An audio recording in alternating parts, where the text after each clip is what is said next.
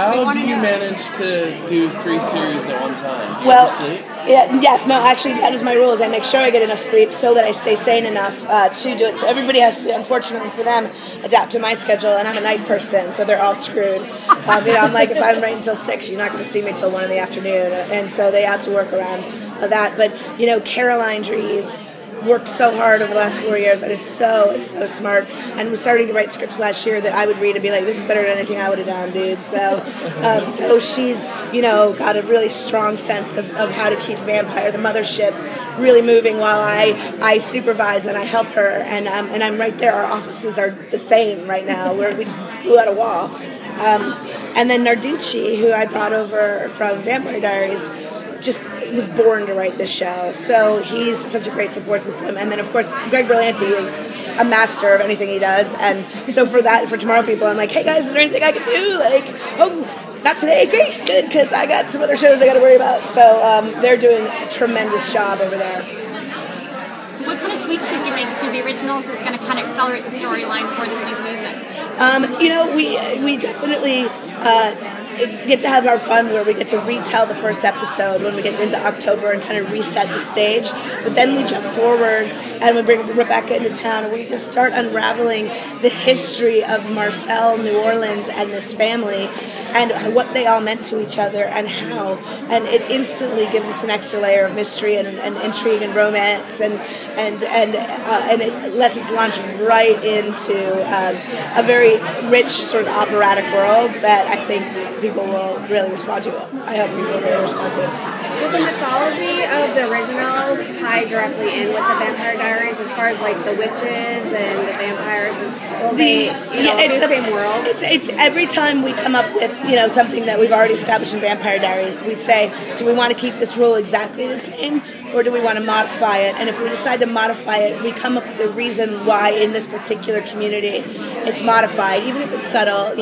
For example, the witches. In Vampire Diaries, it's all about spirit magic. In the originals, it's all about ancestral magic, which is a term that we made up. But basically, the idea of that what they worship is their own bloodline, and in these cemeteries, it's just generations upon generations of their own dead, which the spirits and the power of those witches just lingering. So the witches are able to draw power from that, but if they were to walk away from that, they wouldn't have anything to draw power from. So they'd basically just be tarot card readers and herb growers. They don't have the same sort of direct access to the spirit magic world like they do in Vampire. Are they going to draw on any kind of the voodoo history of New Orleans and that kind of stuff? Yeah, I mean, we obviously started when we started breaking the story. We looked at a lot of voodoo research, and we took a lot of our iconographic images in our head from Marie Laveau, and especially the offering to the cemetery and all that stuff. That the whole sequence was me being so thrilled by those cemeteries in New Orleans. Then we were very careful to take, and then the salt spells and everything.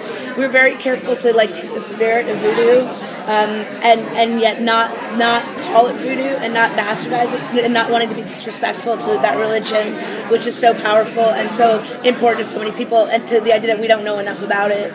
It would be very, very foolish and irresponsible for us to try to emulate that too much. But it is absolutely the inspiration. Thank you. Plus, you don't want to make them mad. Oh, Last question. You mentioned Rebecca. Is there any chance we'll see Matt Donovan coming to see I would love to see Matt Donovan on the originals, or I would love to see Rebecca back on Mystic Falls with Matt Donovan. I mean, for sure. He's charming the pants off everybody. I think that ultimately, and I say this, and it's half a joke, but when it all comes down to it, if an actor doesn't show up for a good story, it's their fault, not ours. Because I think we actually have really good ideas for how to occasionally pepper in great crossover opportunities, not for sweeps or not for stunts, but truly because there's this history of these characters that we really want to get to play with. So we shall see. All right, thank you. Thanks, guys.